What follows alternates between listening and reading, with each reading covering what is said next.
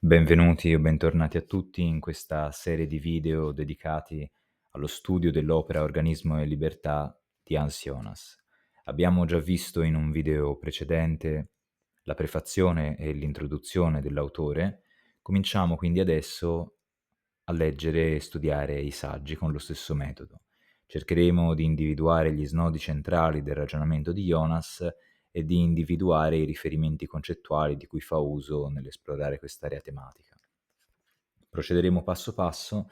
Leggo dall'edizione Einaudi tradotta da Anna Patrucco-Becchi il capitolo primo, cioè il saggio primo, il cui titolo è Il problema della vita e del corpo nella dottrina dell'essere. Paragrafo 1. Il panvitalismo e il problema della morte. Quindi qui la prima domanda è cercare di capire cos'è il panvitalismo e che cosa intende Jonas per problema della morte. Procedo a leggere. Secondo l'iniziale interpretazione umana dell'essere, ovunque c'era vita ed essere, corrispondeva a essere vivi. L'animismo è l'espressione diffusa di questo stadio. La mera, ossia veramente inanimata, morta materia, non era stata scoperta. Fine della lettura per il momento. Jonas comincia, come anche nell'introduzione, con una coppia concettuale, dove da un lato c'è la materia considerata come viva, corrispondente alla filosofia dell'animismo, che attribuisce un'anima, un'interiorità alle cose, mentre invece da un altro lato c'è la materia considerata come morta, inanimata, che ancora non ha precisato a quale filosofia appartenga. Anticipo che questa è uno sviluppo della premessa critica verso la concezione scientifica attuale della materia come svuotata di ogni tipo di interiorità, che secondo Jonas, come vedremo tra poco, corrisponde al pensiero moderno che inizia con Copernico, Cartesio e in generale quella che si chiama rivoluzione scientifica. Continuo a leggere dalla pagina 15. Così il primitivo panpsichismo, anche non considerando il fatto che rispondeva a grandi bisogni dell'anima, era ampiamente giustificato secondo norme deduttive e dimostrative entro l'ambito accessibile dell'esperienza e si trovava costantemente confermato dall'effettiva preponderanza della vita nell'orizzonte vicino della sua dimora terrena.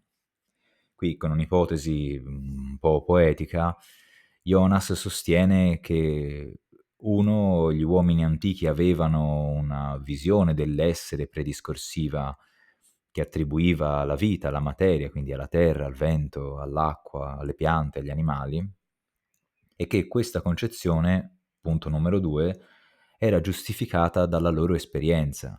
Quindi, secondo Jonas, l'esperienza di questi primi uomini che formularono in maniera prediscorsiva un'ontologia della vita animistica, dove veniva attribuita interiorità alle cose, alla materia, era dovuto a un fatto esperienziale, a un vissuto, al fatto che effettivamente la vita di questi uomini si svolgeva in condizioni dove la vita, la vitalità preponderava. Questa ovviamente è un'ipotesi di Jonas. Continuiamo a vedere quando questo tipo di concezione sarebbe cambiata a suo avviso. Sempre a pagina 15 leggo. Infatti, solo quando la rivoluzione copernicana ampliò l'orizzonte alle vastità dell'universo, il posto proporzionale della vita nel quadro generale delle cose divenne sufficientemente minuscolo per poterla tralasciare in quello che costituì da allora in poi il contenuto del concetto di natura. Allora, fine della lettura, faccio un breve commento. In realtà ci sarebbe una precisazione da fare. Il fatto è che nell'antichità i corpi celesti e ultraterreni venivano concepiti come divini, quindi non è la stessa cosa leggere un testo mistico e religioso dell'Ottocento o leggere un testo mistico e religioso, non lo so, del 400 a.C. d.C. Semplicemente perché allora tutto ciò che era fuori dalla terra e anche più semplicemente in cielo era considerato qualcosa di divino. È per questo che il famoso processo a Galileo ebbe tanta risonanza. Comunque Jonas afferma che a partire dalla rivoluzione copernicana gli uomini ebbero un contesto di esperienza molto più ampio e tanto più ampio da includere qualcosa che per loro non era sufficientemente vivo, sarà per questioni di distanza oppure per questioni di conoscenza, e quindi da allora la natura divenne un contenuto, un insieme di contenuto non meramente vivo, ma anche includente tutti quelli che erano corpi celesti a cui non si attribuiva una vita. C'erano, ma non si attribuiva una vita. Manca secondo me qua il passaggio per cui questo derivò in parte anche dal fatto che perse lo status divino per lo studio delle leggi astronomiche. Comunque, per ora abbiamo il fatto che c'è la coppia concettuale di materia viva e materia morta, e il fatto che alla materia viva si associa la filosofia dell'animismo, che attribuisce interiorità alle cose. Da un altro c'è il concetto di materia morta, inerte, priva di interiorità, che Jonas associa alla filosofia scientifica della rivoluzione scientifica, quindi Cartesio, Copernico, Keplero, eccetera. Continuiamo. Allora, a pagina 15-16 leggo: il suo panvitalismo, degli uomini antichi, era una verità prospettica che solo un mutamento della prospettiva poteva spodestare. Prima di ogni cosa viene comunque l'esperienza più convincente di tutte della vita onnipresente in tutto ciò che è.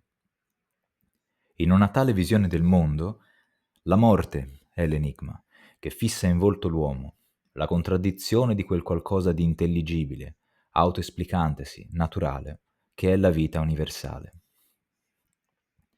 Nella misura in cui la vita viene considerata come primario stato delle cose, la morte si erge come lo sconvolgente mistero.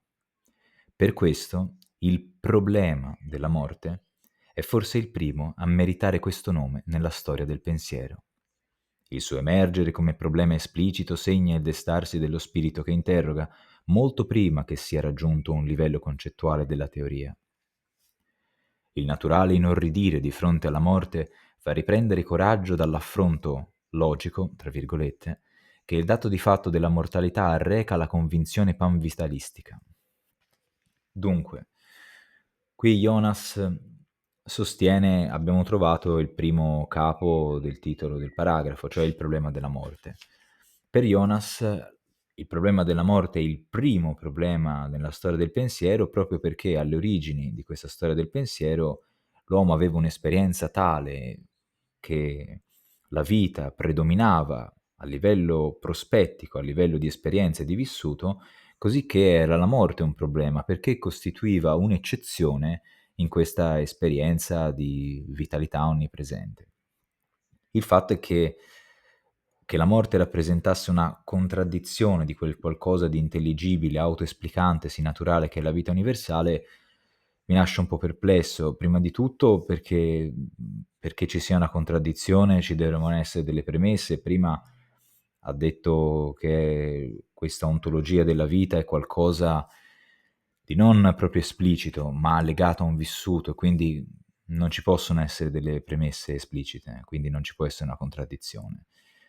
Dall'altro lato, intelligibile e autoesplicantesi è ancora più problematico, perché la vita universale deriva, secondo una definizione di ontologia, dal fatto che ci sono delle espressioni che attribuiscono delle proprietà degli oggetti, e astraendo da questa espressione che le attribuisce si pensa, si sostantivizza un essere che non è essere di Atene, una città, o essere di un libro scritto bene, scritto male, ma è un essere che sottostà a tutte queste determinazioni e che ha una doppia relazione con queste determinazioni, cioè da un lato le determinazioni dipendono da questo essere, da un altro lato invece questo essere non dipende da queste determinazioni. Quindi penso che fosse semplicemente qualcosa di legato a un contrasto di esperienza, a un fatto piuttosto emotivo ed estetico, se si vuole, che ontologico o logico. Comunque, continuiamo sempre a pagina 16. Il fatto che sia la morte e non la vita a richiedere in primo luogo una spiegazione riflette una situazione teoretica che durò a lungo nella storia del genere umano. prima che iniziasse la meraviglia per il miracolo della vita, ci si meravigliò della morte e di cosa potesse significare. Se la vita è il naturale, la regola è il comprensibile, la morte, come sua apparente negazione, è l'innaturale e incomprensibile che non può essere veramente reale. Per questo la domanda che suggerisce è indirizzata sia indietro che avanti, al passato e al futuro. Come e perché la morte è giunta nel mondo, dal momento che essa lo contraddice in quanto la sua essenza è la vitalità? E dove conduce nel contesto della vita totale? A quale scopo essa è la transizione, dal momento che tutto ciò che è vita, e quindi anche la morte, alla fin fine, non può essere niente di diverso? La metafisica delle origini tenta di dare la sua risposta a queste domande, oppure dispera di trovarla e si ribella senza risposte all'inconcepibile legge. Così, come negli utensili in pietra è rappresentata l'abilità primitiva, la riflessione primitiva lo è nelle tombe, le quali riconoscono e al contempo negano la morte. Dunque, qua Jonas continua a insistere in qualche maniera che il contrasto tra vita e morte sia un contrasto teoretico e inconoscibile, ma dubito fortemente che non sapessero che cosa significasse la morte. Penso che invece ci fossero anche delle intenzioni di uccidere qualcuno proprio perché aveva quantomeno un significato basilare di sostituire il consumo di qualcuno di alcune risorse con il proprio consumo e accesso a quelle stesse risorse. Quindi dubito che questa affermazione sia del tutto attinente, ma è importante cercare di capire il ragionamento prima ancora che formulare dei giudizi su questi ragionamenti. Quindi rifacciamo un attimo il percorso per non perdersi. Jonas, a pagina 15 all'inizio, aveva cominciato distinguendo una materia viva corrispondente alla filosofia dell'animismo e poi una materia morta corrispondente alla filosofia della rivoluzione scientifica, quindi Keplero, Copernico, Cartesio, eccetera. Attribuiva alla rivoluzione copernicana e scientifica questo cambiamento di prospettiva perché la rivoluzione scientifica avrebbe aumentato il contesto dell'esperienza e avrebbe introdotto una serie di elementi che apparentemente sembrano morti e avrebbero quindi cambiato un'esperienza che negli uomini pre-rivoluzione scientifica avrebbe visto il prevalere della vitalità. Per Jonas, dunque, il contrasto tra vita e morte è essenzialmente qualcosa di teoretico ontologico e non qualcosa di estetico. Questa è una premessa piuttosto debole a mio avviso perché la storia delle guerre, della violenza, dei culti dove avvenivano sacrifici propiziatori, oppure della figura del guerriero che cercava una morte bella e in questo trovava il suo valore, sono chiaramente segni di un'intenzionalità nell'uccisione e quindi un valore nella morte.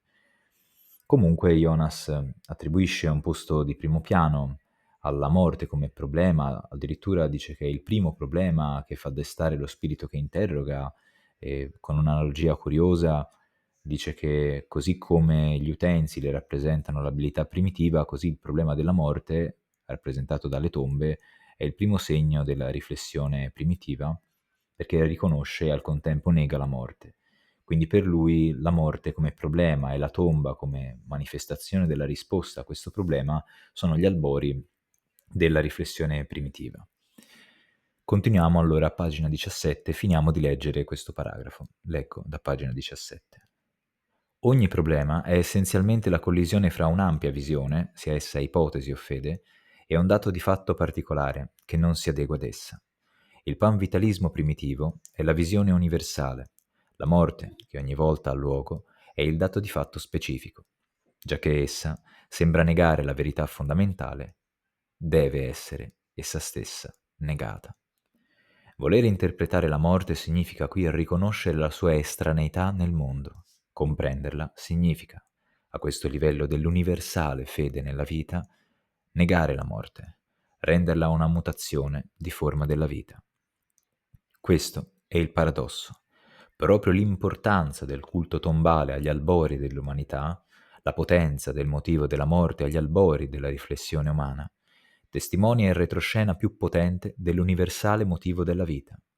L'essere è solo comprensibile, solo reale, in quanto vita, e la presagita costanza dell'essere può essere intesa unicamente come costanza della vita, oltre la morte. Dunque, terminato il paragrafo, facciamo un riepilogo. Stiamo leggendo Il problema della vita e del corpo nella dottrina dell'essere, primo saggio, e abbiamo terminato di leggere il primo paragrafo di questo saggio che si intitola Il panvitalismo e il problema della morte. Quindi alla fine della lettura del paragrafo dovremmo sapere cos'è il panvitalismo e cos'è il problema della morte. Il panvitalismo abbiamo visto che è l'ontologia degli uomini pre-rivoluzione scientifica, che al concetto di materia viva associa la filosofia dell'animismo che attribuisce interiorità alla materia.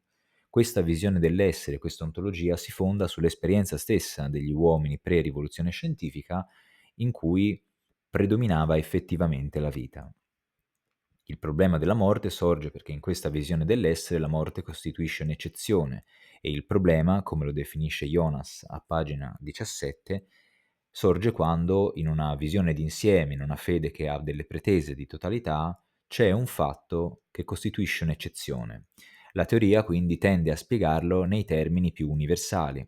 Pertanto, nella visione panvitalistica, il problema della morte significa che, all'eccezione dell'evento morte, si vuole cercare una spiegazione in termini di vita e il panvitalismo la trova nel interpretare la morte come proseguimento della vita oltre la morte. In particolare, Jonas comincia con la coppia concettuale materia viva, materia morta, associa al concetto di materia viva la filosofia dell'animismo, associa al concetto di materia morta la filosofia della rivoluzione scientifica in poi, e attribuisce la fondazione dell'animismo e della visione dell'essere della materia viva all'esperienza stessa degli uomini prima della rivoluzione scientifica. Jonas sostiene che quegli uomini avessero un'esperienza dove effettivamente predominava la vita. La rivoluzione scientifica avrebbe ampliato il contesto dell'esperienza in modo tale da introdurvi degli elementi per cui la predominanza della vita invece era messa in discussione. Il contrasto, quindi, nel panvitalismo tra la vita e la morte avrebbe portato all'emergere di una riflessione primitiva, con quella curiosissima analogia con l'abilità primitiva e gli utensili, per cui il fatto stesso della morte avrebbe causato la prima crisi, la prima interrogazione del pensiero dell'uomo, la prima riflessione sulla sua visione della vita come vita totale. Questo è testimoniato per Jonas di fatto nel culto dei morti e in particolare, è utile ricordarlo come un simbolo, anche se è un po' lugubre, nelle tombe, perché le tombe riconoscerebbero la morte e al tempo stesso la negherebbero. Dunque passiamo al paragrafo secondo, il panmeccanicismo e il problema della vita. Di nuovo cercheremo di trovare i riferimenti concettuali di Jonas ricollegandosi a quelli di prima e poi cercheremo di capire gli snodi del ragionamento prima di dare una valutazione se siamo d'accordo o no. Leggo da pagina 17. Il pensiero moderno che iniziò col Rinascimento si trova nella situazione teoretica esattamente opposta. Ciò che è naturale e comprensibile è la morte, problematica è la vita. Partendo dalle scienze naturali si è affermata per la conoscenza dell'intera realtà un'ontologia, il cui substrato è la pura materia privata di ogni tratto vitale. Quello che allo stadio dell'animismo non era stato nemmeno scoperto, ha invaso nel frattempo la totalità della realtà non lasciando più spazio per altro. L'universo tremendamente ingrandito della moderna cosmologia è un campo di masse inanimate e di forze senza meta, i cui processi si svolgono a seconda della loro distribuzione quantitativa nello spazio, in base a leggi di invarianza. Fermiamoci un attimo, abbiamo già capito quindi il panmeccanicismo sarebbe un cambiamento di prospettiva ontologica, di visione dell'essere, che va attraverso uno svuotamento dell'interiorità della materia a costituire quella che è l'impostazione di pensiero della scienza a partire dal Rinascimento, più propriamente penso intendesse la rivoluzione scientifica, e il problema della vita è quella per cui la vita in questo nuovo contesto teoretico costituisce l'eccezione, così come la morte nel panvitalismo costituiva l'eccezione. Ora, questo è un passaggio vagamente poetico, nel senso il passaggio storico veloce, nel senso che il pensiero moderno iniziò con il Rinascimento, possiamo dire che effettivamente la rivoluzione scientifica ha contribuito a orientare in una maniera differente quello che è stato lo sviluppo della civiltà umana. Quello che è più vago è la frase partendo dalle scienze naturali, che non si sa, partendo dal loro lavoro, dalla loro impostazione, non si sa, dalle loro ricerche, si è affermata per la conoscenza dell'intera realtà un'ontologia, il cui substrato è la pura materia privata di ogni tratto vitale, ma penso che il fatto che noi sappiamo delle cose della materia non è che la svuoti o la riempia di vitalità. Quindi il fatto che sia affermata per la conoscenza dell'intera realtà un'ontologia può significare solamente che c'è stato un contributo del pensiero scientifico attraverso, tra l'altro, degli esseri umani che ha portato a nuove conquiste in termini sia di modelli di ragionamento, sia di conquiste a livello tecnico, a livello di civiltà anche. L'universo tremendamente ingrandito della moderna cosmologia è un campo di masse inanimate di forze senza mete, i cui processi si svolgono a seconda della loro distribuzione quantitativa nello spazio in base a leggi di invarianza. Ma a parte la cosmologia, lui forse si sta ancora riferendo alle scoperte legate alla meccanica celeste di Newton, Copernico, Keplero, però in realtà la fisica è andata moltissimo avanti anche a livello subatomico, esiste la fisica particellare, così. Quindi non sono propriamente considerate masse inanimate di forze senza meta, semplicemente si parla di ordini di grandezza e si cerca di studiare le regolarità. Non capisco come cercare di capire una cosa la svuoti della sua vita. Comunque, per Jonas si è affermato questo modo di pensare scientifico che fa concepire la vita come qualcosa di manipolabile in base a queste leggi. Questa è la sua idea. Tra l'altro vi chiederei se per voi il fatto di essere in grado di manipolare qualcosa tramite delle leggi renda questa cosa manipolata meno viva. Comunque, andiamo avanti. Leggo da pagina 18. Questo nudo substrato di tutta la realtà poté essere ottenuto solo grazie al fatto che tutti i caratteri vitali vennero sempre più eliminati dal risultato raggiunto dalla fisica e che ogni proiezione della nostra vitalità personalmente sentita nella sua immagine venne severamente proibita. Mi fermo un momento perché questa è una visione della scienza completamente fuori bersaglio, nel senso che questo sembra quasi di più la visione di Parmenide, dell'essere assoluto che era sottratto a ogni divenire, a ogni vita, che anche Platone tentò di modificare con il suo Parmenide, con il sofista, in cui diceva che allora l'essere e l'esistere sono diversi, perché l'esistere è, eppure è soggetto al divenire. Mi preme dire che invece la scienza ha dei caratteri encomiabili che probabilmente anche la filosofia dovrebbe seguire un po' di più. La filosofia post-Novecento, perché scienziato è un termine di inizio Novecento, prima quelli che oggi noi conosciamo come scienziati, come per esempio Newton, per fare un esempio eccellente, era considerato e si considerava un filosofo naturale. Mi preme dire che è una differenza più che altro di forma mentis, ci sono più i retori, ci sono coloro che hanno una sensibilità diversa, logica, assiomatica, matematica. Però nella scienza non si tratta di togliere i caratteri vitali alla materia, posto che non penso che conoscere una cosa gli possa sottrarre i caratteri vitali, in nessun senso che mi risulti intelligibile. Però la scienza ha come criteri l'osservabilità di un fenomeno, e qui Jonas sembra d'accordo, anzi fa fondare il panvitalismo degli uomini antichi pre-rivoluzione scientifica proprio sul fatto che loro potevano osservare il predominio della vita. Quindi se dopo la rivoluzione scientifica hanno osservato il predominio o magari l'introduzione di una parte significativa di materia con cui non avevano delle interazioni così significative da chiamarle vive, allora forse è bene che ci sia stato questo cambio di paradigma, per utilizzare una terminologia cuniana.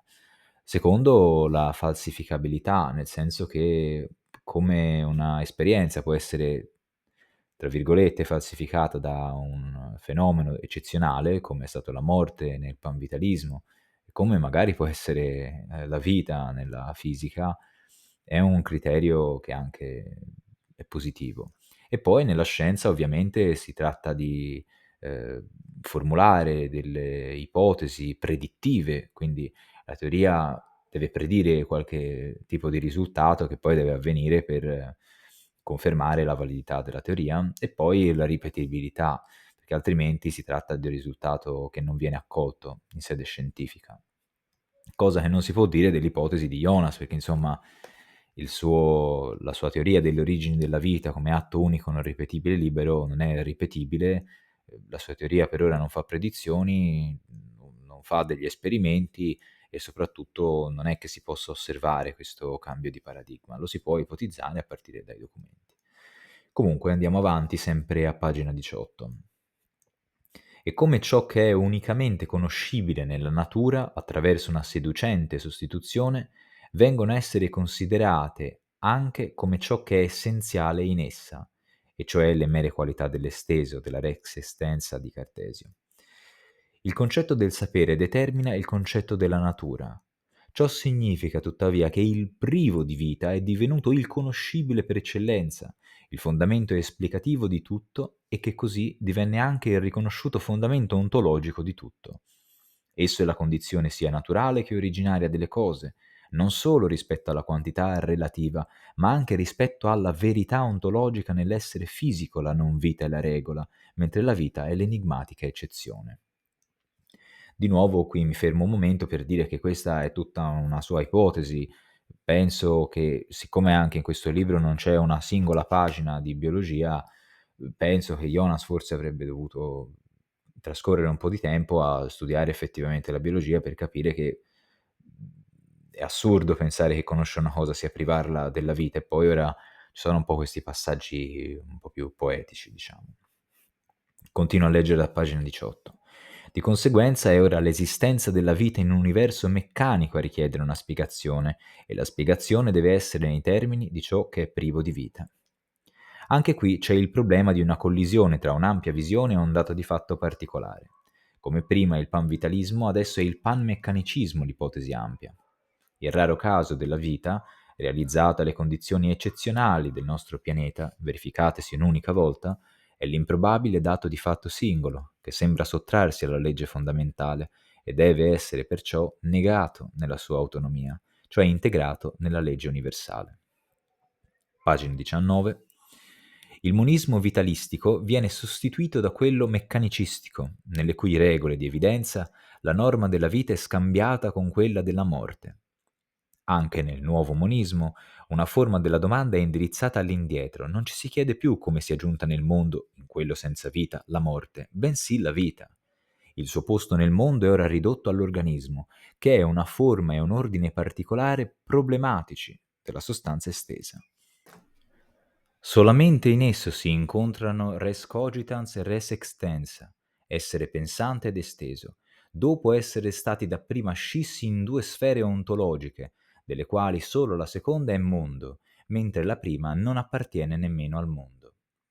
Il loro incontrarsi nell'organismo diventa così un enigma insolubile. Poiché però l'organismo in quanto cosa corporea è un caso dell'esteso, quindi una parte di mondo, allora non può essere niente di essenzialmente diverso dal restante mondo, cioè dall'essere universale del mondo, il senza vita. Questo argomento è in sé un'arma a doppio taglio. Se deve esserci omogeneità, allora o l'universale può venire interpretato nel quadro del particolare, o il particolare nel quadro dell'universale, vale a dire la natura del mondo nel quadro dell'organismo o l'organismo nel quadro della natura del mondo. Ma è già deciso in anticipo che cosa sia l'essere universale del mondo, mera materia nello spazio. Ridurre la vita al senza vita non è altro che dissolvere il particolare nell'universale, il complesso nel semplice e l'eccezione apparente nella regola convalidata. Proprio questo è il compito assegnato alla moderna scienza della vita, alla biologia, dall'obiettivo della scienza in quanto tale. Siamo passati a pagina 20, ora mi fermo un attimo, torno a dire che questa insomma è una concezione della scienza forse vagamente attribuibile al Settecento in qualche forma di saggio. Penso per esempio a quando Francis Bacon, nella sua Nova Institutio, parlava degli idola. Gli idola sono i pregiudizi che abbiamo nei confronti del pensiero della realtà. Quindi ci sono gli idoli della tribù, per cui ci sono dei pregiudizi che noi utilizziamo nel esprimerci sulla realtà, nel pensarla, perché siamo di natura umana. Ci sono poi gli idoli della spelonca, dovuti alla nostra educazione individuale. Ci sono poi gli idoli che derivano dai nostri amici, dalle nostre relazioni, dai nostri commerci con il mondo, e si chiamano per l'appunto idoli del mercato. E poi ci sono gli idoli del teatro, cosiddette, perché sono idoli derivati dalla nostra istruzione, che ci ha portati a concepire certi tipi di pensieri, ad abbracciare certi tipi di teorie, che poi ci portano a pregiudicare certi aspetti della realtà.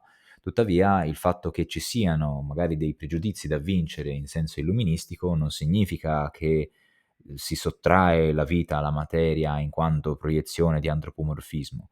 Certo, questo è un problema che è stato sentito molto di più dalla parte filosofica, specialmente anche Husserl, il padre della fenomenologia, che era molto attento a evitare ogni tipo di psicologismi, come li chiamava lui, o antropomorfismi nella sua teoria.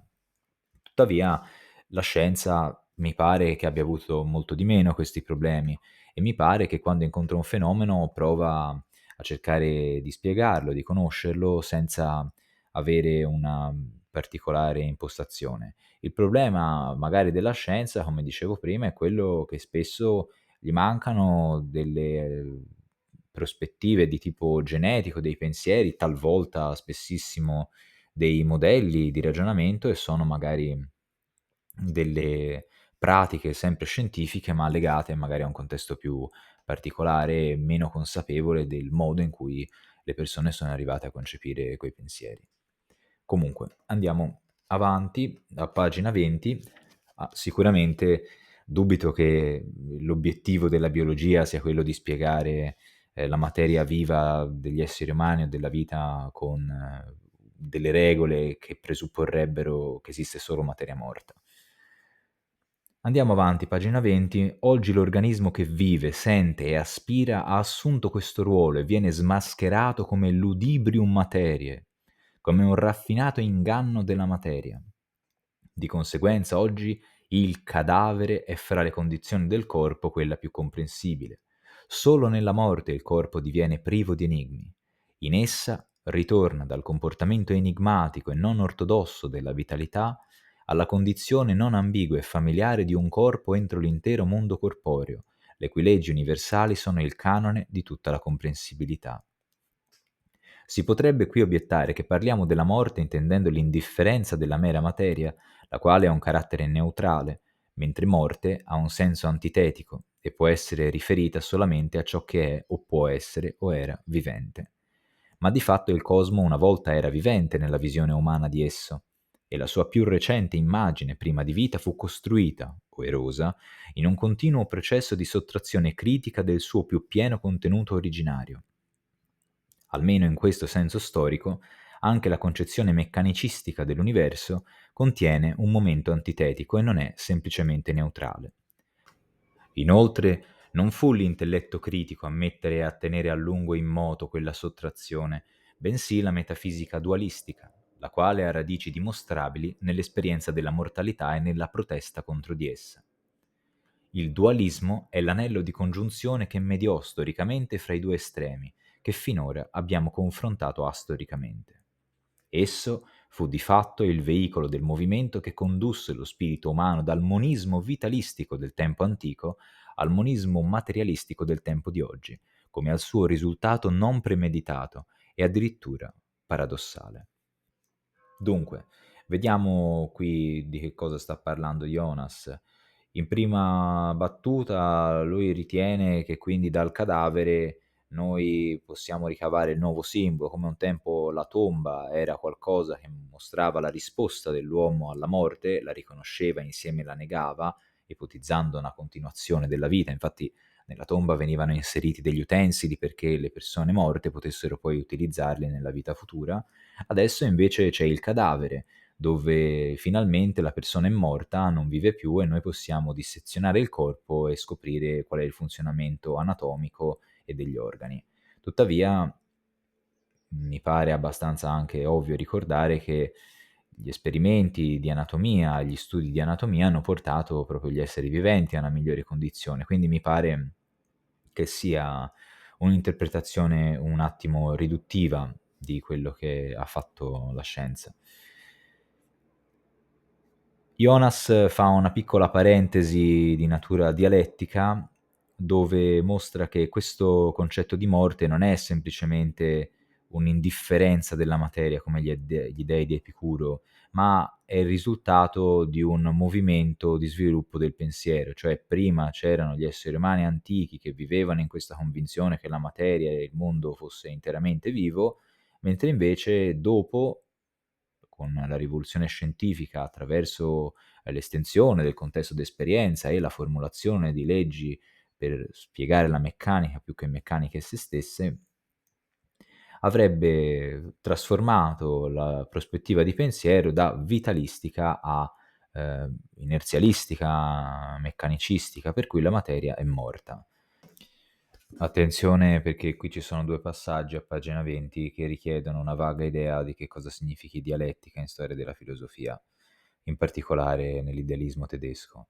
Il primo passaggio è questo. Si potrebbe qui obiettare che parliamo della morte intendendo l'indifferenza della mera materia, la quale ha un carattere neutrale, mentre morte ha un senso antitetico e può essere riferita solo a ciò che è o può essere o era vivente. Ma di fatto il cosmo una volta era vivente nella visione umana di esso, e la sua più recente immagine prima di vita fu costruita o erosa in un continuo processo di sottrazione critica del suo più pieno contenuto originario. Almeno in questo senso storico, anche la concezione meccanicistica dell'universo contiene un momento antitetico e non è semplicemente neutrale. E l'affermazione 2 è: il dualismo è l'anello di congiunzione che mediò storicamente fra i due estremi che finora abbiamo confrontato storicamente. Dunque, dialettica è un termine di origine greca e significa letteralmente l'arte del dialogo. Non staremo qui a tracciare un'evoluzione del significato del termine dialettica, però ha sempre avuto una valenza metodologica, vale a dire, per Platone il dialogo era lo strumento attraverso il quale sottoporre un'idea a tutte le possibili obiezioni e se l'idea avesse resistito a tutte queste obiezioni si sarebbe mostrata, rivelata come l'idea vera. Per Aristotele, per esempio, la dialettica era opposta all'analitica, oggi conosciuta col nome comune di logica, nel senso che mentre la logica parte da premesse vere e raggiunge conclusioni cogenti, quindi necessariamente vere, la dialettica partiva da premesse probabili e raggiungeva conclusioni probabili, in particolare rispetto a dei contesti, quindi rispetto ad un pubblico, ad un altro, ad un'altra persona, ad un pubblico. L'idea è che le premesse sono costituite da opinioni condivise da una certa cerchia o dai più esperti e così via. In Hegel, invece, l'idea della dialettica assume un significato genetico che era assente prima, nel senso che per Hegel la dialettica è il movimento con cui il pensiero diventa realtà. C'è un'essenza della realtà che attraverso la dialettica del pensiero si realizza. Hegel ne parla in maniera abbastanza schematica nell'Enciclopedia delle scienze filosofiche in compendio, dove articola la dialettica in 4 momenti. Un primo dove noi pensiamo al pensiero come una nostra facoltà, come può essere anche la fantasia. Un secondo momento in cui il pensiero invece è attivo e riflette su qualcosa e diventa quindi il suo stesso prodotto, nel senso che il pensiero non è più solo una facoltà, ma io lo vedo nell'esperienza che fa di produrre dei pensieri. In terzo luogo c'è una riflessione su qualcosa che cambia questa cosa stessa e per Hegel la verità di un oggetto è nel fatto che viene riflesso nel pensiero.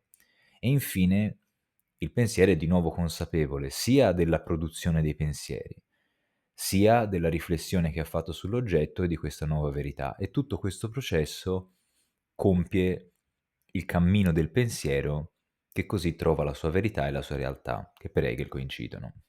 Un esempio forse più chiaro è comunemente si dice che l'uomo è un essere in parte razionale e in parte emotivo. Ecco, per Hegel quindi la verità dell'uomo potrebbe essere che c'è la tesi dell'uomo razionale che comincia a ragionare sulla sua essenza Poi c'è l'antitesi che invece manifesta il suo aspetto emotivo e infine l'uomo si mostra come quindi l'unità di questi opposti, dopo aver attraversato l'emotività, dopo la razionalità, si ritrova con l'integrazione di questi due momenti e trova la sua verità in questo. Quindi questo per avere un quadro della situazione per cui Jonas sta dicendo che gli uomini precedenti alla rivoluzione scientifica non è che sapessero che esisteva un panmeccanicismo opposto al panvitalismo. Il panvitalismo era l'unica visione di essere che potessero avere perché quello era il loro momento del pensiero o, se si vuole, con una affermazione meno forte, era la loro esperienza, l'esperienza in cui erano immersi. Il pensiero scientifico invece insieme ad aver sviluppato il grado di complessità sufficiente per manifestare anche il lato opposto di questo movimento del pensiero che è il panmeccanicismo, hanno anche la consapevolezza di questo dualismo tra panvitalismo e panmeccanicismo ed è questa la cosa che sottolinea Jonas. Procediamo quindi al paragrafo numero 3. Il titolo è Il ruolo storico del dualismo, pagina 21. C'è un errore tipografico, ora lo correggo leggendo. Per più versi, l'ascesa e il lungo predominio del dualismo sono da annoverare fra gli avvenimenti decisivi nella storia spirituale dell'umanità. La sua importanza per il nostro contesto consiste nel fatto che esso, attraverso tutto il suo altrimenti mutevole percorso, si adoperò a togliere tutti i contenuti spirituali dall'ambito fisico e infine, quando la sua ondata defluì, lasciò nella sua scia un mondo curiosamente spogliato da tali attributi. Una fra le componenti all'origine nella storia dei motivi del dualismo è senza dubbio il tema della morte. Il polvere tornerai che ogni cadavere grida ai viventi, la definitività della condizione che la sua decomposizione oppone alla fugacità della vita, dove dapprima e sempre da capo costringe il riluttante sguardo umano a posarsi sulla materia come pura e priva di vita, rinnovando costantemente la contraddizione con il panvitalismo che il culto tombale poté placare, ma non ridurre al silenzio. Soma Sema, il corpo è una tomba. Così suonava nell'orfismo la prima risposta dualistica al problema della morte, che era ora divenuto, proprio come quello della vita, il problema del rapporto fra due differenti entità, anima e corpo. Il corpo è di per sé la tomba dell'anima e la morte fisica è la resurrezione di quest'ultima. La vita abita come un'estranea nel corpo, il quale secondo la sua natura, come corpo, è in verità cadavere, apparentemente vivente per grazia dell'anima, durante la breve presenza di questa, e solo nella vera morte, abbandonato dall'ospite estranea, esso giunge alla sua verità originaria, come l'anima che lo abbandona giunge alla propria. Qui mi sembra piuttosto chiaro. Jonas dice che nel panvitalismo la morte era un fenomeno eccezionale e che veniva riconosciuto come estraneo al panvitalismo da un lato e poi spiegato negandolo, cioè la morte era in realtà una continuazione della vita.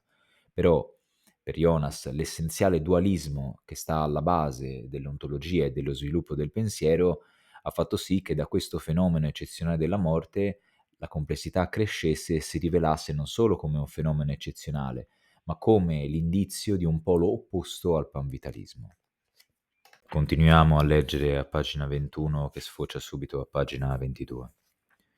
La scoperta del sé, fatta per l'Occidente dapprima nella religione orfica e culminante nella concezione cristiana e gnostica di un'interiorità totalmente amondana nell'uomo, ebbe un effetto stranamente polarizzante sull'immagine generale della realtà.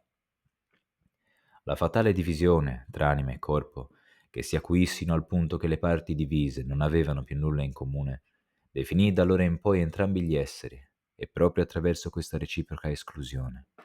L'uno è quello che l'altro non è. Mentre l'anima, ritraentesi, attirò a sé tutta l'importanza spirituale e la dignità metafisica, concentrando questa, come pure se stessa, nel suo più intimo essere, il mondo fu spogliato completamente da tali pretese. Dapprima decisamente demonizzato, alla fine divenne in un modo o nell'altro indifferente rispetto al problema del valore in generale. All'apice dello sviluppo dualistico nell'agnosi, l'equazione soma-sema limitata in origine all'uomo, si era estesa all'universo fisico. Tutto il mondo è Sema, tomba dell'anima o dello spirito, di quell'estranea inclusione in ciò che altrimenti è senza rapporto con la vita. Qui Jonas sta dicendo ovviamente che una volta che il mondo non ha più anima, ma l'anima la sentiamo, la viviamo, l'anima allora è in noi. Ma se questa è la parte più essenziale e conservata nella visione dei panvitalistici, allora il mondo in questa visione che cos'è? È la tomba dell'anima. Quindi all'inizio era soltanto il corpo che era la tomba dell'anima, invece nello gnosticismo tutto il mondo è tomba dell'anima e in questo senso è integrato nel panvitalismo post-dualistico. Le cose, si è tentati di dire, in fondo non sono cambiate, scrive Jonas a pagina 22, con l'unica differenza che la tomba nel frattempo si è svuotata. La volatilizzazione critica della sostanza spirituale ipostatizzata, ossia di ciò che potrebbe essere racchiuso in questa tomba o prigione, lasciò solo le sue pareti, queste però consolidate all'estremo. Qui Jonas sta dicendo che anche il corpo umano, nella visione panmeccanicistica, deve essere svuotata di ogni spiritualità, come abbiamo detto nella sua ipotesi, che l'impostazione scientifica sottragga questa interiorità alla materia, all'uomo, e che quindi non esiste più una tomba con dentro l'anima, in questo caso più precisamente lo pneuma. L'anima era oggetto di dibattito fra le luci e le tenebre del mondo, mentre invece lo pneuma era la scintilla divina nell'uomo, conoscendo la quale tramite visioni, tramite rivelazioni, l'uomo poteva salvarsi. Il fatto è che nello gnosticismo, come poi dirà anche Jonas, probabilmente più avanti, c'erano 4 entità, però il Dio non era in relazione con il mondo, eccetto che di opposizione. Gli uomini erano in opposizione al mondo, Dio era in opposizione al mondo ed erano accomunati da questa opposizione. Persino il mondo non era stato creato da Dio per gli gnostici, ma da un demiurgo malvagio. Continuiamo a pagina 22 che sfocia subito a pagina 23. Così la scissione della realtà in sé e mondo, essere interiore ed esteriore, spirito e natura, così a lungo sanzionata dal dogma religioso, preparò il terreno per i successori post-dualistici. Se il dualismo era la prima grande correzione dell'unilateralità monistico-animistica, il monismo materialistico rimasto come suo residuo è il non meno unilaterale trionfo totale dell'esperienza della morte su quella della vita. In questo senso lo sconvolgimento teoretico sorto un tempo dal cadavere si è trasformato in un principio costitutivo e in un universo forgiato secondo l'immagine del cadavere, il singolo reale cadavere ha perso il suo mistero. Qui Jonas insiste su questa visione per cui se da un lato c'era il panvitalismo che spiegava la morte in termini della vita, qui è l'unilateralità monistico-animistica, il monismo materialistico fa la stessa cosa solamente con la morte, cioè spiega tutto con la materia morta, senza interiorità. Continuiamo a pagina 23. Ma proprio nella nudità del nuovo monismo, da cui la vita universale era stata bandita e che nessun polo trascendente integrava più, la particolare vita finita poté essere esaminata nella sua identità, ora metafisicamente espatriata, e apprezzata secondo il proprio metro, dopo essere stata così a lungo misurata secondo un metro differente. Il suo qui e ora rimasto solo, teso fra inizio e fine, acquista un'importanza che entrambe le visioni precedenti, l'onnipresenza monistica come la dualistica ultramondanità dell'anima, le avevano negato. Ci fermiamo un momento per dire che questa nuova visione monistica materialistica, che spiega non più la morte in termini di continuazione della vita, ma la vita come un insieme di materia inerte, ha permesso tuttavia di considerare con più attenzione il fenomeno eccezionale della vita. Questo era impossibile nella visione panvitalistica perché in quel contesto ontologico la vita era semplicemente l'immanente, tutto ciò che era intorno era quasi il mezzo attraverso il quale la vita si esplicava in se stessa e perciò non vi si porgeva la dovuta attenzione. Per paradosso, l'essere passati ad una visione ontologica dove la vita è eccezionale e tra l'altro è confinata al solo organismo, in cui si uniscono gli aspetti della res extensa e quella della res cogitans, ha permesso di concentrare lo sguardo proprio sul fenomeno della vita. Procediamo a pagina 24. Leggo: il cammino attraverso il dualismo, qui soltanto abbozzato, indica l'irreversibile successione temporale dei due punti di vista e il dualismo stesso rappresenta sino oggi la più importante epoca di pensiero nella storia dello spirito, il cui contributo è incancellabile anche nel superamento. Dalla percezione faticosamente acquisita che la materia può esistere senza spirito, il dualismo dedusse senza percepirlo il contrario, per cui anche lo spirito potrebbe esistere senza materia. Indipendentemente dalla validità o meno della tesi ontologica, la differenza fondamentale di entrambi era stata ora vista e la loro scissione dualistica condusse alla più risoluta individuazione della particolarità di entrambi gli aspetti, che da allora in poi non poté più essere confusa.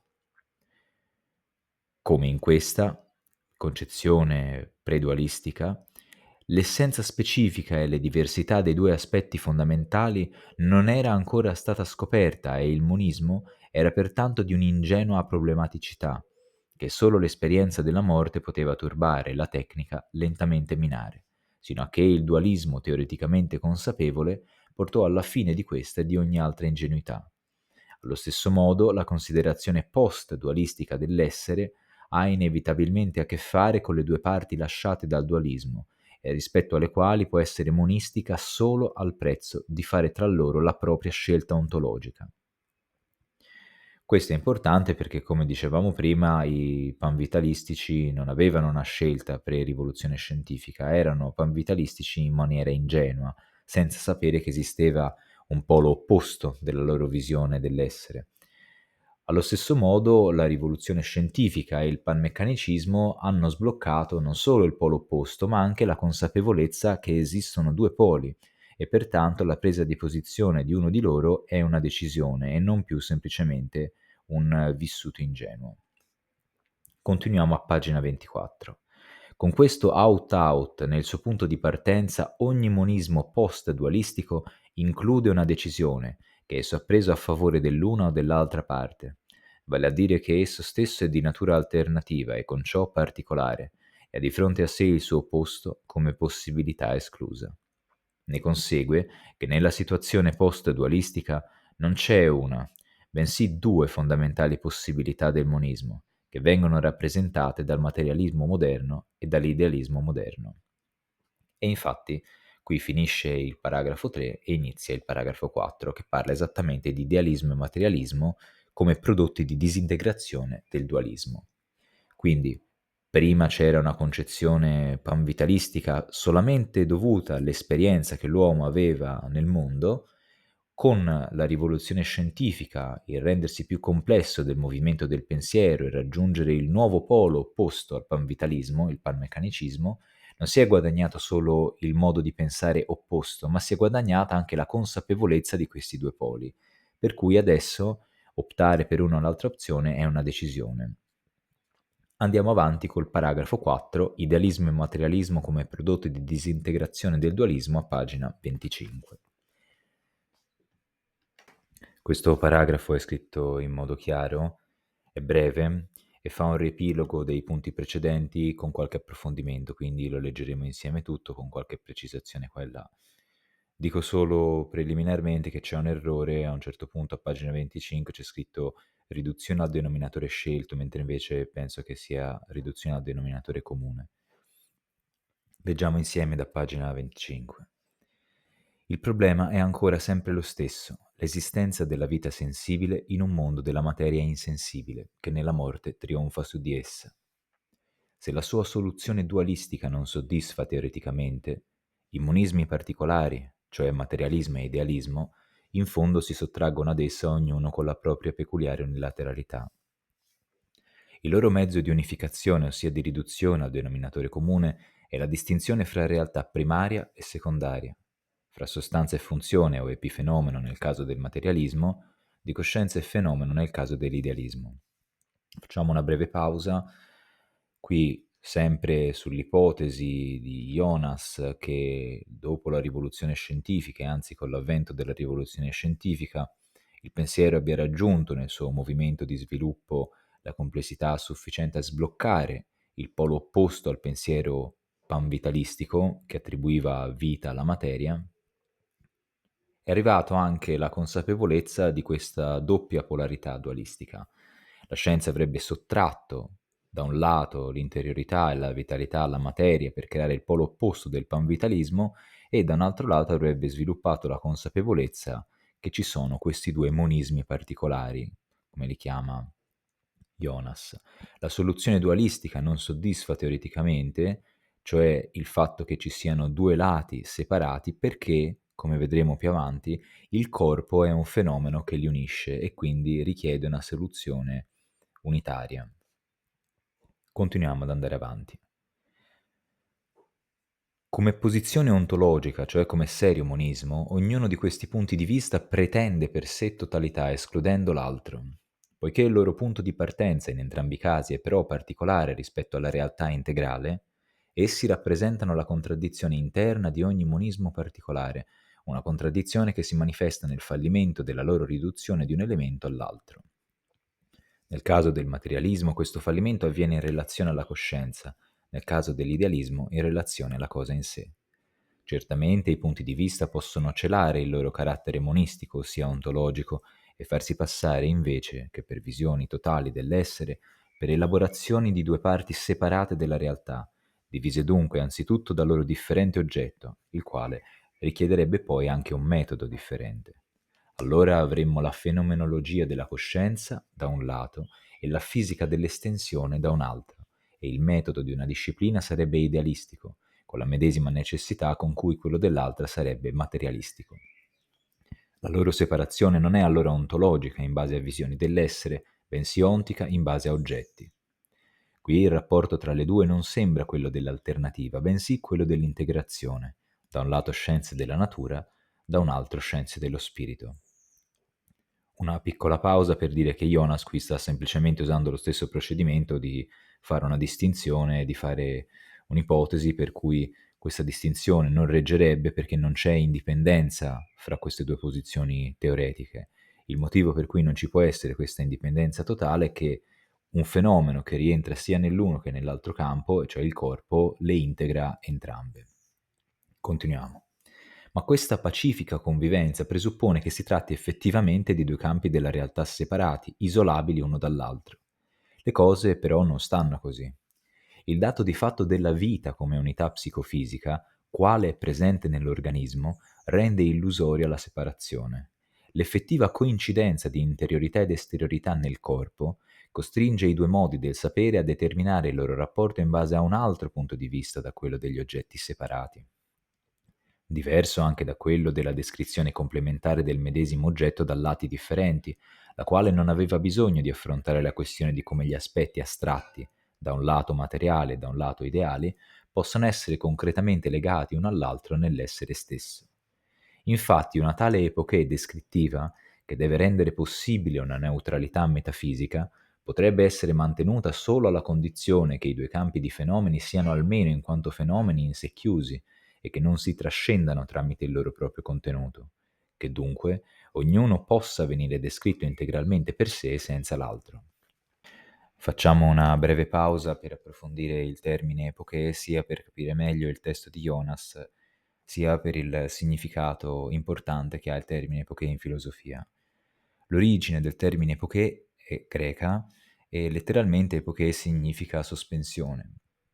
In origine designava eventi di tale importanza da alterare il normale flusso del tempo e determinare un suo differente scorrere qualitativo a seguito dell'evento. Esempi possono essere fondazioni di città o nascita di personalità. Per esempio, noi dividiamo la storia in prima e dopo la nascita di Cristo, quindi la nascita di una personalità. Tuttavia, il termine epoché in filosofia è più noto nel significato scettico.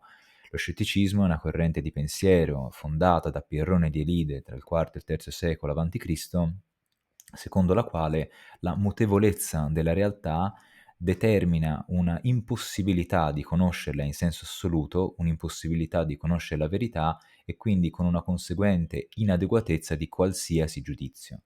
Qualcuno forse conosce la famosa frase del manuale di Epitteto, tradotto tra l'altro da Leopardi, che dice: non siamo turbati dalle cose, ma dal nostro giudizio sulle cose.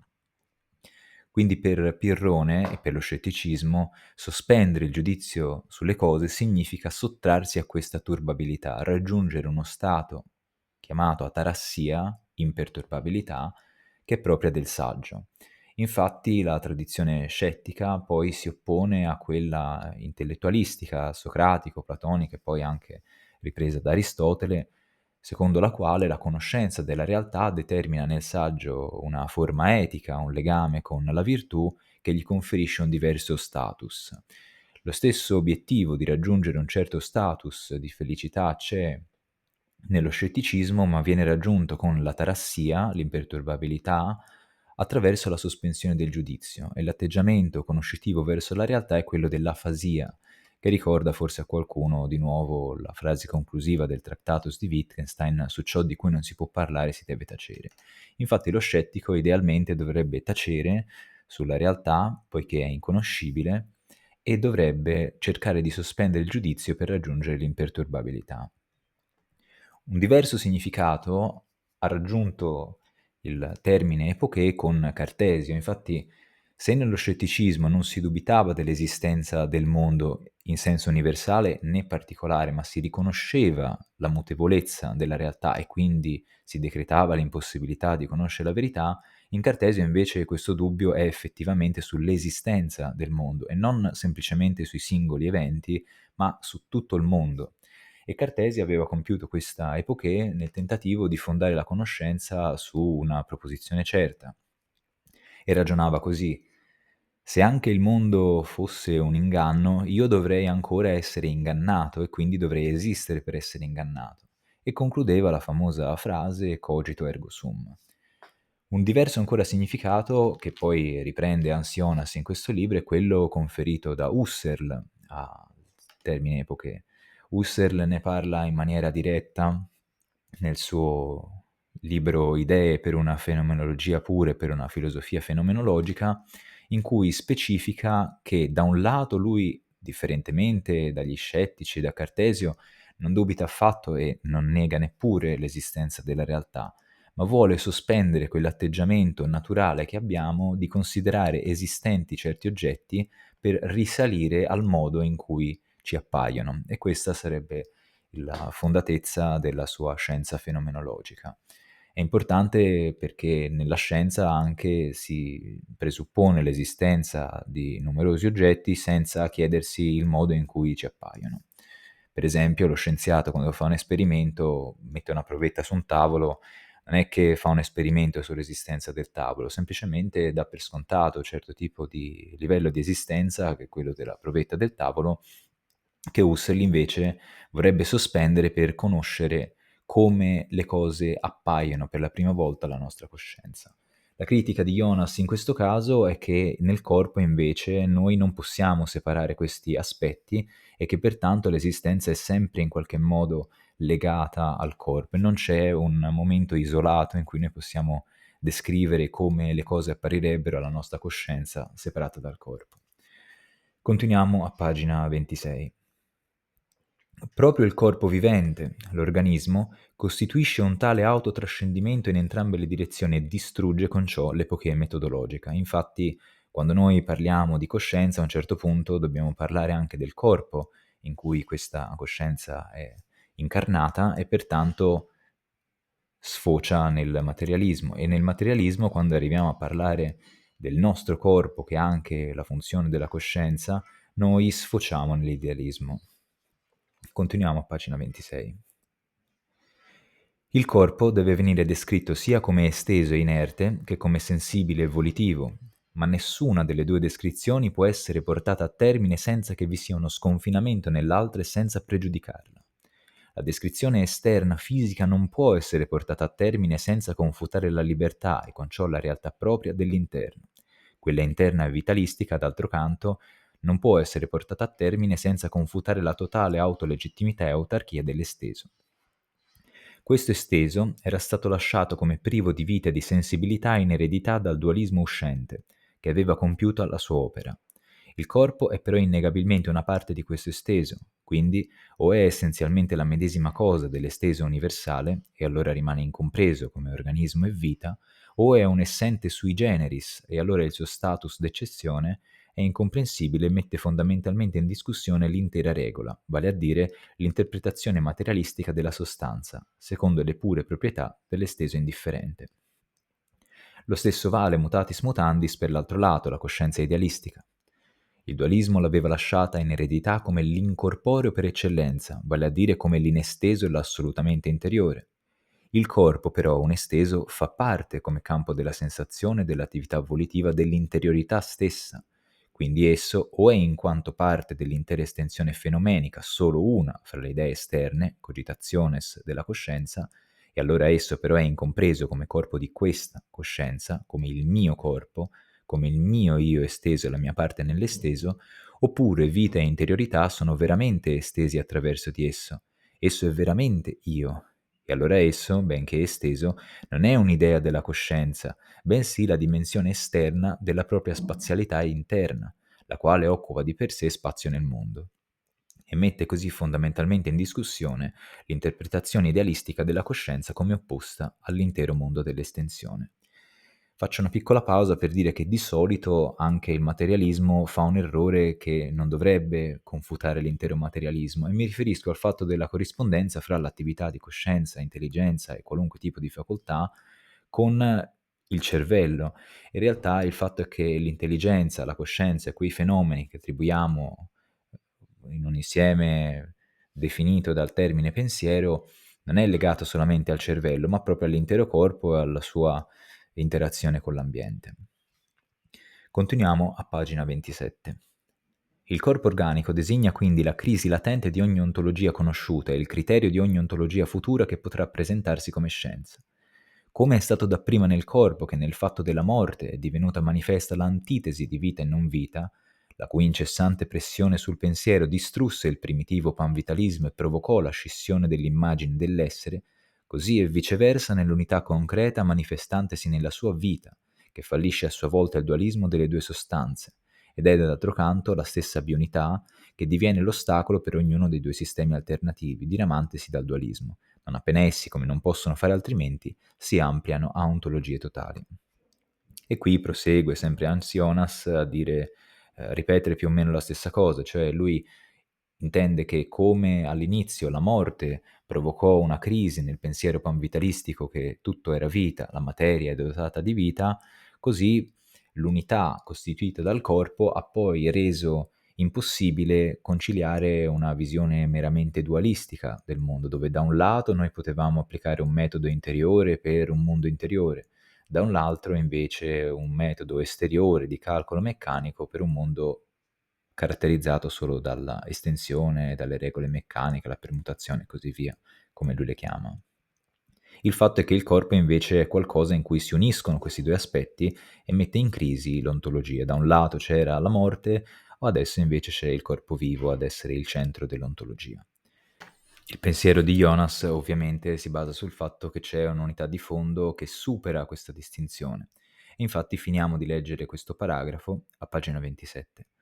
Il corpo vivente che può morire, che ha il mondo e appartiene come parte anch'esso al mondo, che può essere sentito e sente, la cui forma esterna è organismo e causalità e la cui forma interna è essere sé e finalità, è il memento dell'ancora irrisolto interrogativo dell'ontologia su cosa sia l'essere, e deve essere il canone dei futuri tentativi di soluzione che si approssimano, andando oltre alle loro astrazioni particolari, al fondamento nascosto della loro unità, e che al di là delle alternative devono quindi di nuovo perseguire un monismo integrale a un livello superiore.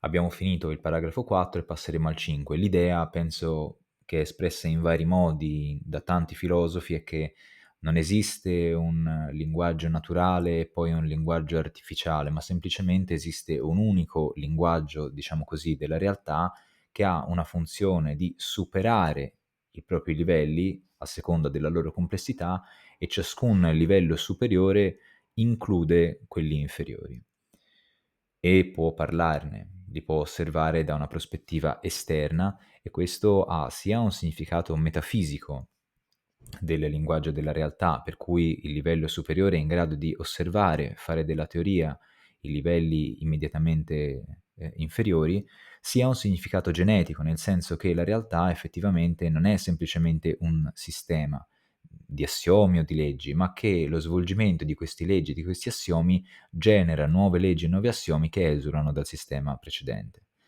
Continuiamo a pagina 28 con il paragrafo 5, la scomparsa della vita tra coscienza e mondo esterno. Ecco, questo è un paragrafo effettivamente molto interessante perché Jonas dice una cosa molto bella, molto giusta sul fatto che l'idealismo in realtà è in qualche modo un sottoprodotto del materialismo. Cominciamo a leggere a pagina 28 e poi ne parlerà anche in maniera piuttosto chiara. Il problema della vita è quindi un problema centrale dell'ontologia ed è il costante turbamento delle sue moderne posizioni antitetiche nel materialismo e al contempo nell'idealismo. È caratteristico della situazione teoretica post-dualistica che il problema si ponga oggi come problema della vita e non della morte. Questa inversione è il risultato finale di quella contrazione della vita dalla natura complessiva nella sua singolarità, che cominciò con il primo albore di un dualistico chiarimento dell'indistinzione. Adesso faccio una piccola pausa. Penso che ormai, avendo seguito, abbiate capito di cosa parla, però ci tengo a precisare di nuovo in maniera più chiara, perché quando lui parla di post-dualismo e tutte queste cose qua, intende dire che i panvitalisti precedenti alla rivoluzione scientifica non avevano la consapevolezza che il loro tipo di pensare era uno solo dei poli possibili e che c'era da un altro lato il panmeccanicismo. Però quando la rivoluzione scientifica ha raggiunto questo polo, non ha raggiunto solo questo polo, ma ha raggiunto anche la consapevolezza del dualismo, ed è questo che sta intendendo Jonas. Poi, questo dualismo non è semplicemente già arrivato, ma semplicemente tenta di inquadrare il problema del corpo in cui si uniscono questi due aspetti con un nuovo tentativo di superare questo dualismo in un monismo superiore. Continuiamo ad andare avanti, pagina 28. Rispetto all'enorme sconfinamento del monismo iniziale panvitalistico che vedeva la vita coestensiva con l'essere, la distinzione critica dovette iniziare con la scoperta della materia inanimata in genere e proseguire poi ampliando la dimensione dell'inanimato a scapito della vita, sinché all'apice del successo l'inanimato divenne a sua volta coestensivo con l'essere oggettivo. Come espressione di questa situazione teoretica post-dualistica è chiaramente il materialismo rispetto all'idealismo la variante più interessante e più seria della moderna ontologia. Infatti, esso fra la totalità dei suoi oggetti, i corpi in generale, fa realmente incontrare anche quello vivente, e poiché è tenuto a sottomettere anche quest'ultimo ai suoi principi, si espone alla vera prova ontologica e alla possibilità di fallire, ossia si dà l'opportunità di toccare il suo limite. Fa sorgere il problema ontologico.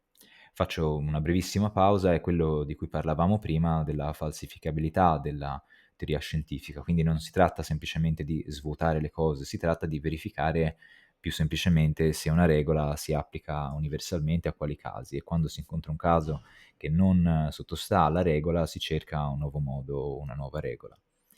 Andiamo avanti. L'idealismo invece è capace di eludere questo problema, perché può sempre interpretare dal punto di vista della pura coscienza, per quanto artificiale sia, il corpo vivente, come alla pari di tutti gli altri corpi, come idea esterna o fenomeno nel suo orizzonte oggettivo, negando così la corporeità propria, e con questo si risparmia il problema sia della vita che della morte. È per questa ragione che all'inizio abbiamo chiamato il materialismo il rappresentante dell'ontologia post-dualistica, dell'ontologia della morte, e il vero caso opposto all'ontologia pre-dualistica del panvitalismo. Passiamo a pagina 29. Si può mostrare inoltre che l'idealismo della filosofia della coscienza è esso medesimo solo un fenomeno complementare, un epifenomeno del materialismo e quindi in senso stretto anch'esso una faccia dell'ontologia della morte. Ecco, breve pausa, qui sta dicendo quello che ho suggerito fosse un bel passaggio prima, cioè che mentre l'idealismo può dire va bene, esiste un corpo in cui queste due cose si integrano, secondo me no. secondo me è semplicemente un corpo fra gli altri, non è il mio corpo, è uno dei corpi che io percepisco con la mia coscienza. Quindi, in qualche maniera, l'idealismo elude il problema del corpo dove si integrano questi due aspetti, mentre invece il materialismo, volendo spiegarlo come corpo tra gli altri, fallisce perché arriva ad un punto dove il corpo è effettivamente la nostra vita, non è solo uno strumento con cui ci muoviamo nel mondo.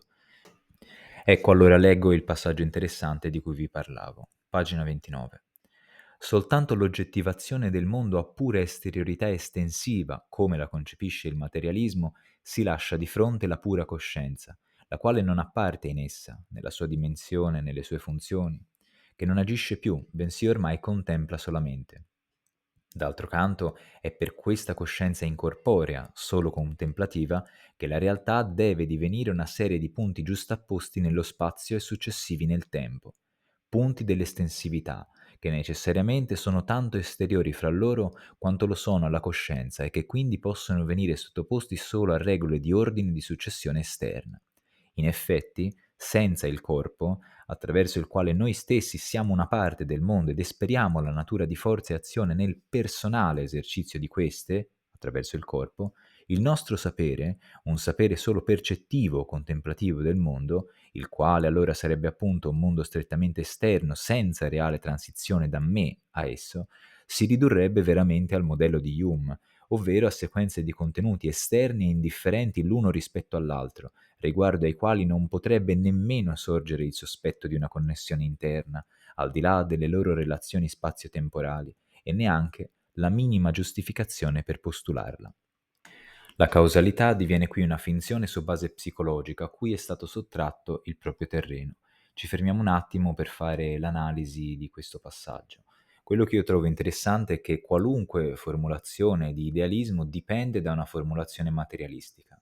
L'idealismo si fonda sull'idea di una coscienza pura, però siccome la coscienza per definizione è sempre coscienza di qualcosa, questo è un principio che Husserl formula dicendo che c'è dell'intenzionalità essenziale nella coscienza, cioè la coscienza è sempre coscienza di qualcosa.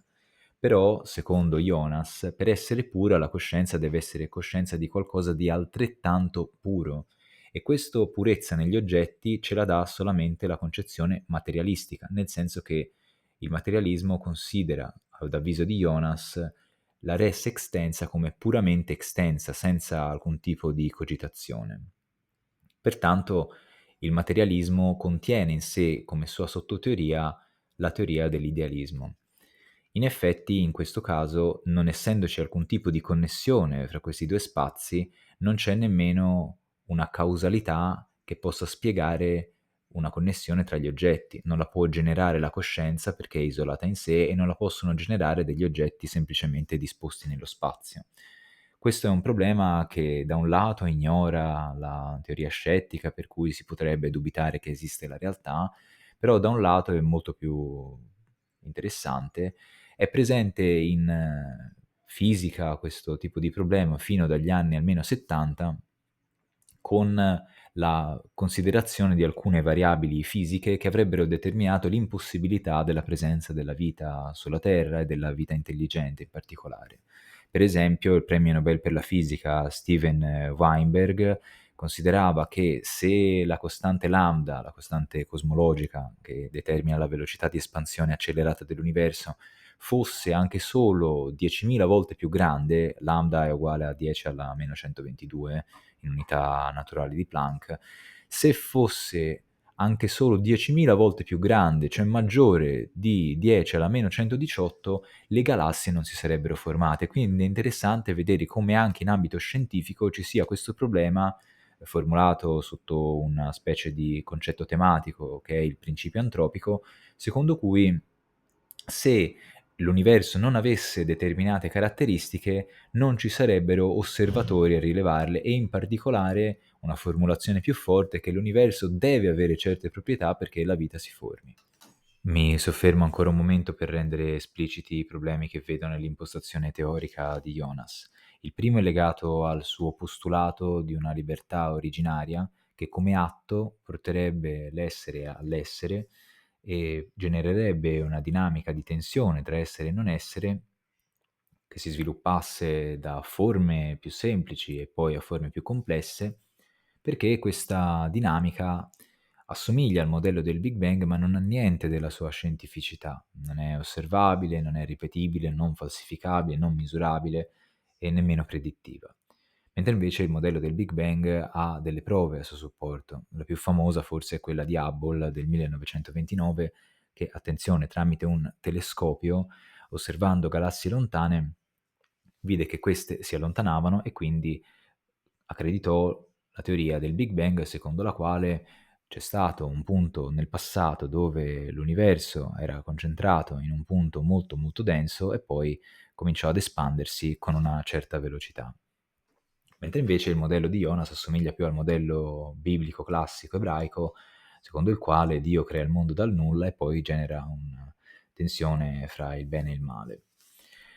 Un secondo punto è che questa libertà non si redime neppure connettendosi al concetto di complessità e rimane un mero strumento descrittivo, anzi sembra che Jonas usi libertà come sinonimo di complessità, però la complessità sarebbe la libertà che è diventata strumento descrittivo.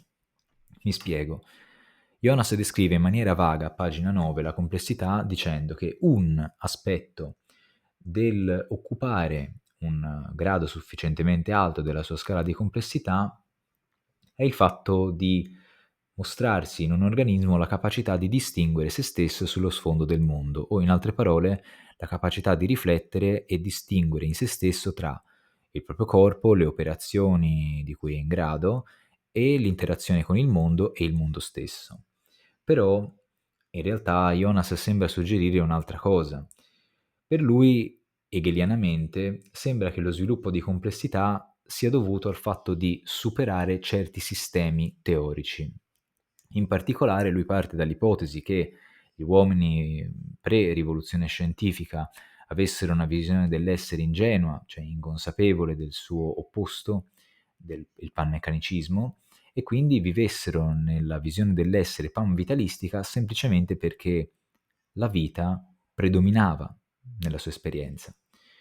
Non spiega come mai l'espansione del contesto d'esperienza della scienza avrebbe reso più morto il mondo, però con la rivoluzione scientifica il mondo appare più morto e tanto che sviluppa il polo opposto del panvitalismo e poi anche la consapevolezza di questo dualismo. Quindi sembrerebbe suggerire che la rivoluzione scientifica ha semplicemente portato alla consapevolezza che tanto più si è complessi, quanto più siamo in grado di superare sistemi filosofici dialetticamente hegeliani, cioè una tesi, l'antitesi, il polo opposto e poi un loro superamento in una unità superiore. Però, come tendevo a sottolineare prima, non è che la scienza ha introdotto la morte nella visione panvitalistica. La scienza ha espanso il contesto dell'esperienza tramite la costruzione di strumenti, come per esempio il telescopio di Hubble, e quindi è la creazione di strumenti e la manipolazione della realtà che ha resa più complessa la situazione umana. Il pensiero non lo so e sicuramente non lo vedrò attraverso il modello di Jonas perché non ha alcun tipo di misurabilità. Però Jonas scrive a pagina 8 che come l'abilità primitiva dell'uomo è rappresentata dalla produzione di utensili, la riflessione primitiva è caratterizzata dalla costruzione di tombe.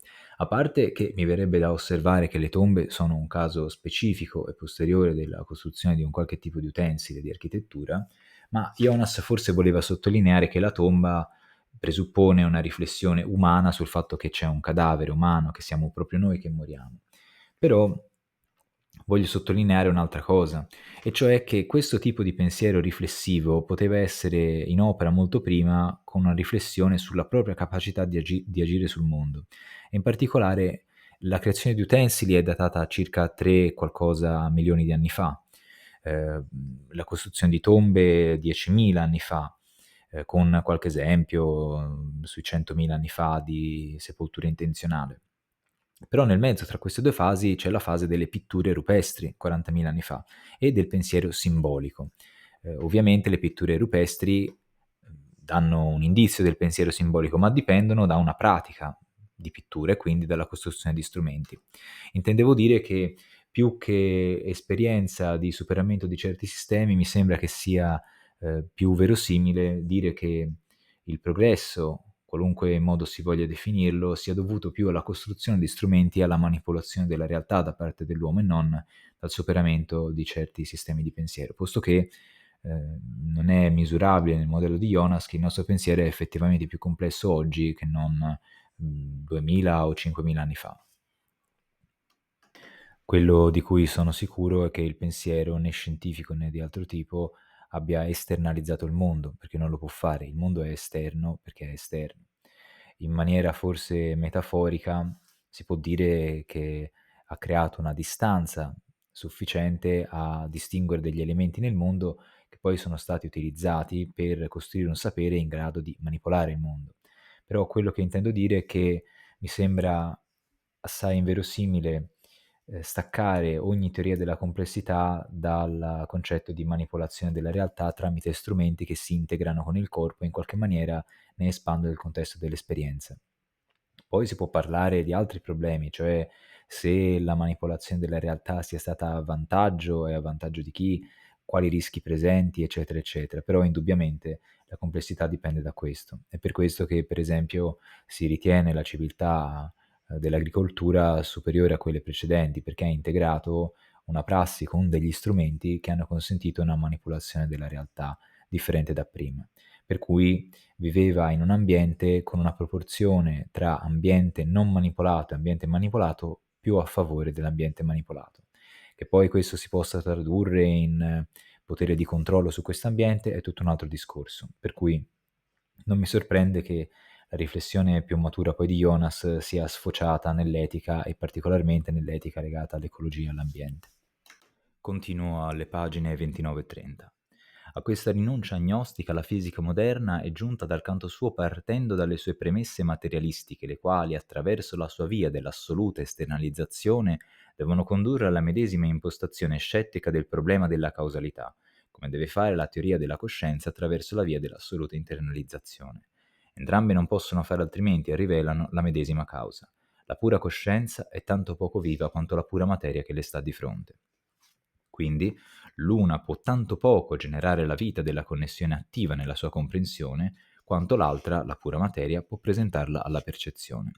Entrambe sono prodotti di fissione dell'ontologia della morte, alla quale ha condotto l'anatomia dualistica dell'essere, e non è solo nei confronti della vita, ma già dalla causalità universale che esse si trovano perciò in una situazione disperata. Ora, mi fermo un attimo perché ovviamente questa cosa è un'informazione sbagliata.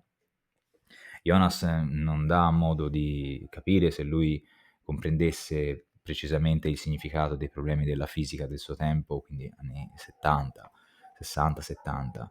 E questo perché non è affatto vero che i problemi della fisica dipendono dal fatto di aver incontrato la coscienza, ma anzi, proprio per forse dispiacere di Jonas, sono proprio problemi di livello di ordine di grandezza. Infatti, le teorie fisiche che oggi sono in vigore sono la meccanica quantistica, questa poeticizzata teoria, la relatività generale e poi la meccanica classica di Newton. Ora, il problema è proprio questo, cioè la meccanica quantistica descrive il comportamento di ordine di grandezza molto piccolo, mentre la relatività generale descrive, come è noto, la gravità e poi il comportamento di colpi molto grandi, quindi stelle, pianeti, buchi neri.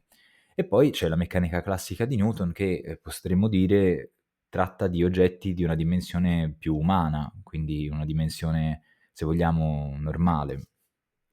Ora, il problema sono le intersezioni fra queste teorie, perché come è noto la meccanica quantistica si accorda con l'elettromagnetismo classico e quando descriviamo una situazione relativamente grande, per esempio una partita di calcio, come si muove la palla colpita dai giocatori, la meccanica quantistica si può effettivamente ridurre a quella classica. E lo stesso vale per la meccanica classica, come è inclusa nella relatività che descrive oggetti molto grandi.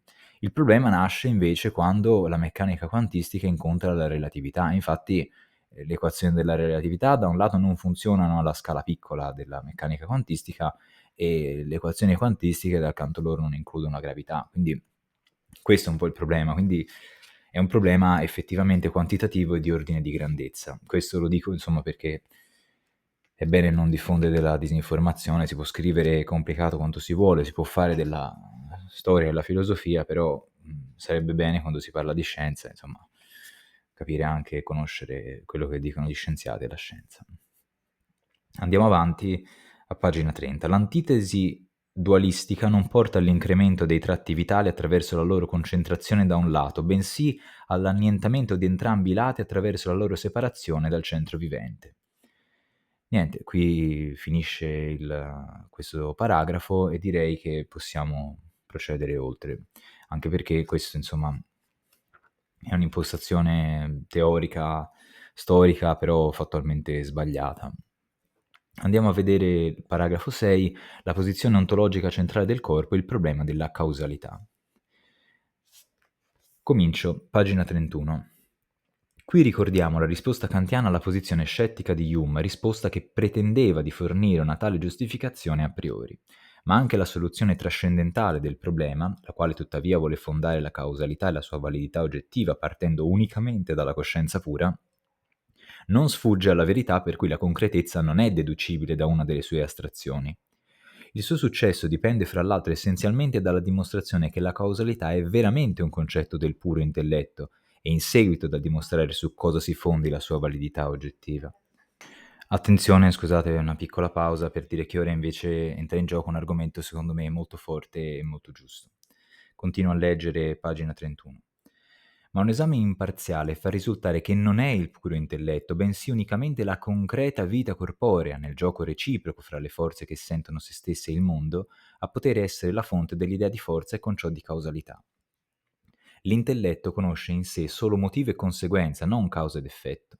Questi sono una connessione della realtà attraverso la forza e non dell'idealità attraverso la forma.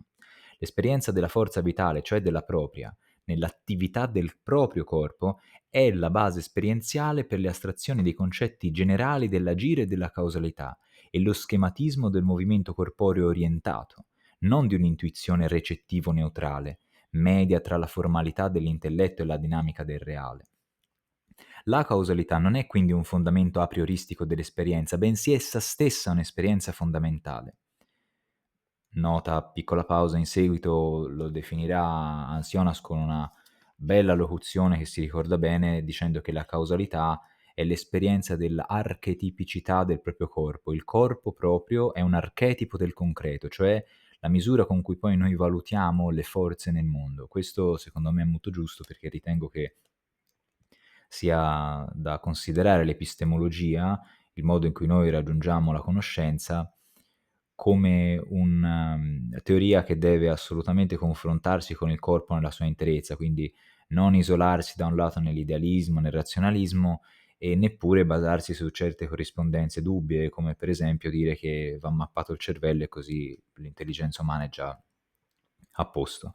Quello sarebbe un nuovo tipo di antropomorfismo, tra l'altro, perché o se si vuole di riduzione a una parte indebita, perché c'è il corpo, ma poi c'è anche l'interazione di tutto il corpo con l'ambiente. Andiamo avanti, sempre a pagina 31. Rileggo la parte interessante. La causalità non è quindi un fondamento a prioristico dell'esperienza, bensì essa stessa un'esperienza fondamentale. Essa viene acquisita nello sforzo che io devo compiere per superare nel mio essere attivo la resistenza della materia mondana e per resistere io stesso all'impatto della materia mondana. Questo accade attraverso e nel mio corpo, nella sua esteriorità estensiva e al contempo nella sua interiorità intensiva, le quali sono entrambi aspetti genuini di me stesso. Piccola pausa, qui non so, è una distinzione un po' fine a se stessa, però invece la concetto di causalità come esperienza fondamentale legata allo sforzo del proprio corpo è molto buona secondo me. E poi il fatto che trascuri un po' anche l'ambiente, l'interazione con l'ambiente non c'è perché poi aggiunge subito dopo che essa, l'esperienza della causalità, viene acquisita nello sforzo che io devo compiere per superare nel mio essere attivo la resistenza della materia mondana e per resistere io stesso all'impatto della materia mondana. Quindi ci sono entrambe le componenti, la totalità del corpo e l'interazione del corpo con l'ambiente. Continuo a leggere da Jonas, sempre pagina 31 per ora. E procedendo verso l'esterno a partire dal mio corpo, ossia andando avanti io stesso corporalmente, costruisco nell'immagine della sua esperienza fondamentale l'immagine dinamica del mondo, di un mondo di forza e resistenza, azione e inerzia, causa ed effetto. Così la causalità non è un a priori formale dell'esperienza nell'intelletto, bensì l'estrapolazione universale della fondamentale esperienza della propria corporeità nella totalità della realtà. E qui mi fermo un attimo, è la stessa cosa, cioè la causalità è un'esperienza del proprio corpo totale in rapporto all'ambiente esterno e l'interazione che c'è fra il proprio corpo e l'esterno. Continuo a pagina 32. Essa, la causalità, è radicata dunque nel punto dell'effettiva trascendenza vitale dell'io, nel punto in cui l'interiorità si trascende attivamente nell'esterno e continua se stessa in questo con le sue azioni. Tale punto è il corpo intensivo-estensivo, in cui l'io esiste allo stesso tempo in se stesso e al centro del mondo. La causalità è primariamente il risultato dell'io pratico, non di quello teorico, e della sua attività, non della sua intuizione, esperienza della sua attività e non legge della sua intuizione. Questo è un passo ottimo, mi fermo un attimo e penso che sia abbastanza chiaro, poi casomai nei commenti mi potete scrivere se c'è qualcosa di non chiaro, proverò a dare delle indicazioni. Continuo a pagina 32, poi vado abbastanza veloce perché non c'è molto altro in questo paragrafo. La giustificazione ontologica di questa domanda sta nel fatto che il corpo vivente è l'archetipo del concreto e nella misura in cui è il mio corpo, nella sua immediatezza di interiorità ed esteriorità insieme, è in generale l'unico concreto dell'esperienza completamente dato. La sua completezza effettivamente concreta insegna che la materia nello spazio, che noi espriamo altrimenti solo dall'esterno, può avere un orizzonte interiore e che quindi il suo essere esteso non è necessariamente tutto il suo essere. Dal punto di vista dell'unica vera concretezza, la pura estensione, così come la pura interiorità, potrebbero allora apparire come astrazioni. Ma indipendentemente da tale questione metafisica di un'unità della realtà e delle tesi forse da essa deducibili, quindi indipendentemente anche dalla questione concernente il diritto delle nominate estrapolazioni della nostra corporeità, sussiste il dato di fatto seguente. Senza il corpo e la sua elementare esperienza di sé, senza questo punto di partenza della nostra più ampia e generale estrapolazione nel tutto della realtà, non si potrebbe trarre alcuna idea di forza e azione nel mondo e quindi della connessione agente di tutte le cose, dunque nessun concetto della natura in generale. Piccola pausa, qui sta ripetendo esattamente la stessa cosa, cioè che l'esperienza del corpo è quella che ci dà l'archetipo per valutare le forze nel mondo e quindi la nostra visione della natura, nell'interazione fra la totalità del nostro corpo, che però è un'esperienza e non un concetto, e l'ambiente esterno. Continuo a leggere semplicemente perché è scritto bene, è molto bello. Finisco il paragrafo 6. Dal momento che l'idealismo, in ciò una fedele immagine speculare del materialismo, annovera del tutto il corpo fra gli oggetti esterni o i fenomeni dell'esteso, comprendendolo come oggetto dell'esperienza invece che come fonte di esperienza, come datità per il soggetto invece che come realtà attiva passiva del soggetto stesso, esso si è privato della possibilità di comprendere, al di là di una regola di ordine esterno e di sequenze, una reale connessione delle cose secondo la loro propria natura, sia nel quadro della causalità meccanica che nel quadro di quella teleologica. E su questo in sostanza il punto di vista trascendentale non ha assolutamente voce in capitolo. Ma qualsiasi causalità sia, qui aveva ragione Hume nella sua critica, dicendo che essa non compare in alcuna intuizione, che il nesso tra i data non è esso stesso un datum, un contenuto di un'intuizione. La forza in effetti non è un datum, bensì un actum, umanamente presente nello sforzo. Lo sforzo non è però intuizione, tantomeno una forma della sintesi di intuizioni. L'oggettivazione del pensiero è legata tuttavia all'intuizione, quindi esso non può trovare ciò che in essa non è contenuto. Qui è finito il paragrafo 6, a pagina 33, e abbiamo concluso sempre la stessa cosa, però era scritto bene.